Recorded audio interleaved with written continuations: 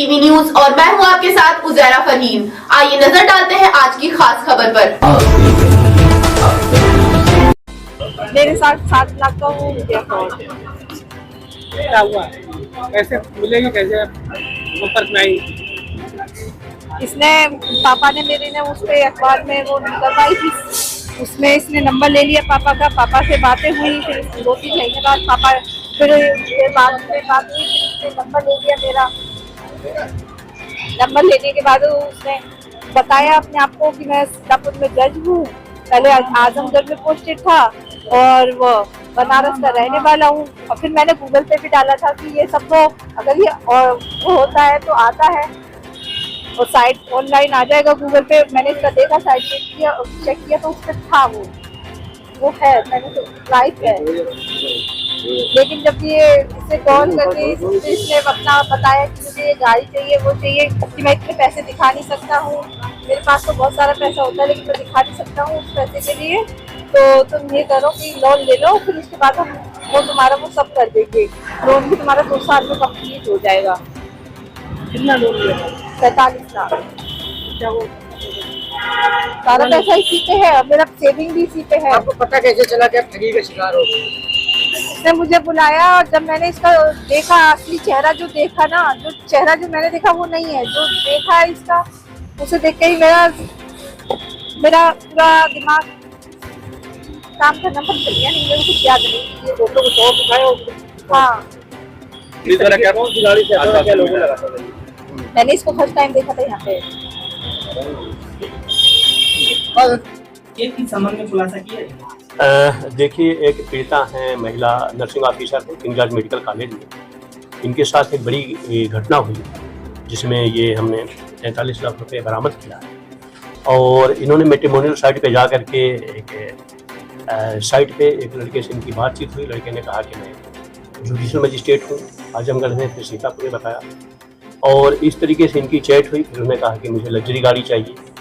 इन्होंने लगभग 45 लाख का लोन लिया और लोन लेने के बाद जब ये यहाँ पे मिलने के लिए आई, महिला ने कहा कि मुझे डाउट तो हो रहा था लेकिन इतना नहीं डाउट हुआ क्योंकि वो वीडियो कॉल नहीं करता। ये जब लेने आई फिर रेवमाल में गई है और उन्होंने कहा कि पैसा रख दो गाड़ी में, और 59,50,000 रुपया लेकर के फरार।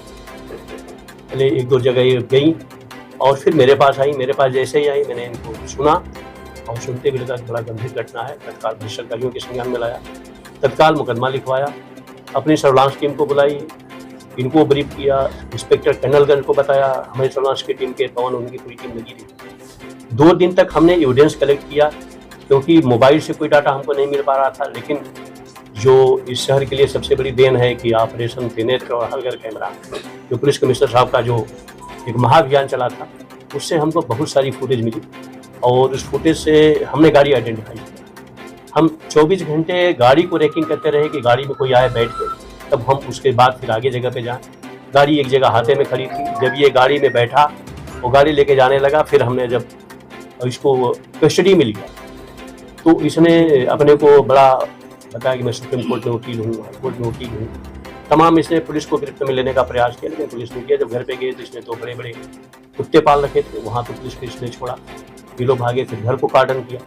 फाइनली हम लोगों ने जब पूरी इसको करी तो जो पैसा था इससे बरामद हुआ है। डिटेल हम लोगों को जो पता चली वो पता ये चली है कि इसने एक और लखनऊ में इस तरीके का किया था जिसमें 40 लाख रुपया गया था, उसमें 4 लाख रुपया बरामद हुआ है। अभी एक हम लोगों के पास मैसेज आया है लड़की का कि उसकी सिस्टर के साथ इसने किया था जिसने उसने सुसाइड कर लिया।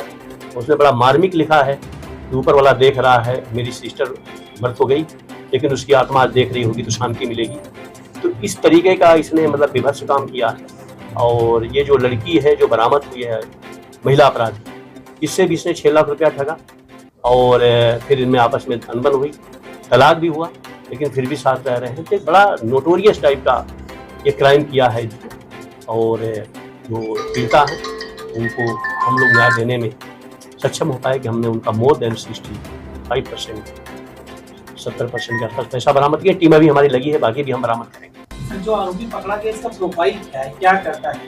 ये नवाबगंज का रहने वाला है यहीं का और इसकी पहली पत्नी से तलाक चल रहा था लेकिन साथ ही रह गया। वीडियो देखेंगे, टाई वाई लगा के, मास्क लगा करके इस तरीके से बनता है, गेटअप बनाता है जैसे ऑफिसर्स हैं और ऑफिसर से बन करके जाहिर सी बात है उस डिपार्टमेंट को चुनता है जिसको उसका इम्पैक्ट जाए, और इम्पैक्ट जाने के बाद फिर वो लोगों को फेवर में लेता है।